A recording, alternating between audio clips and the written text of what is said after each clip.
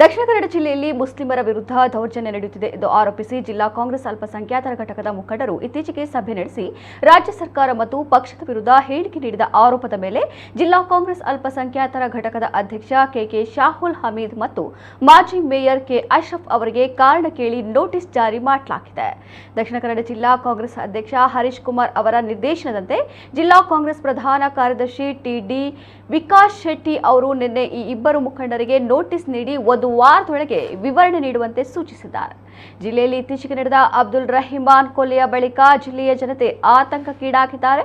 ಈ ಸಂದರ್ಭ ಪಕ್ಷದ ಜವಾಬ್ದಾರಿಯುತ ನಾಯಕರು, ಸಾರ್ವಜನಿಕರು, ಕಾರ್ಯಕರ್ತರು ಅಲ್ಪಸಂಖ್ಯಾತರಿಗೆ ಧೈರ್ಯ ತುಂಬುವ ಬೇಕಾಗಿತ್ತು.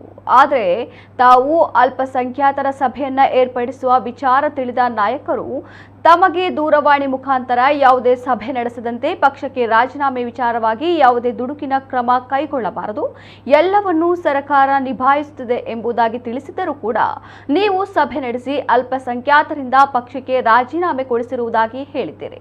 ಇದು ರಾಷ್ಟ್ರ ಮಟ್ಟದಲ್ಲಿ ಪಕ್ಷಕ್ಕೆ ಮುಜುಗರವನ್ನುಂಟು ಮಾಡುವ ಪ್ರಕರಣವಾಗಿದೆ.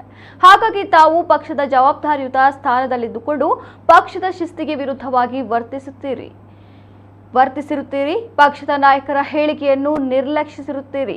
ಆದುದರಿಂದ ಈ ವಿಚಾರವನ್ನು ಪಕ್ಷವು ಗಂಭೀರವಾಗಿ ಪರಿಗಣಿಸಿದೆ. ಪಕ್ಷದ ಶಿಸ್ತಿಗೆ ವಿರುದ್ಧವಾಗಿರುವುದರಿಂದ ಯಾಕೆ ತಮ್ಮ ವಿರುದ್ಧ ಶಿಸ್ತು ಕ್ರಮ ಕೈಗೊಳ್ಳಬಾರದು ಎಂಬುದಾಗಿ ನೋಟಿಸ್ನಲ್ಲಿ ತಿಳಿಸಲಾಗಿದೆ.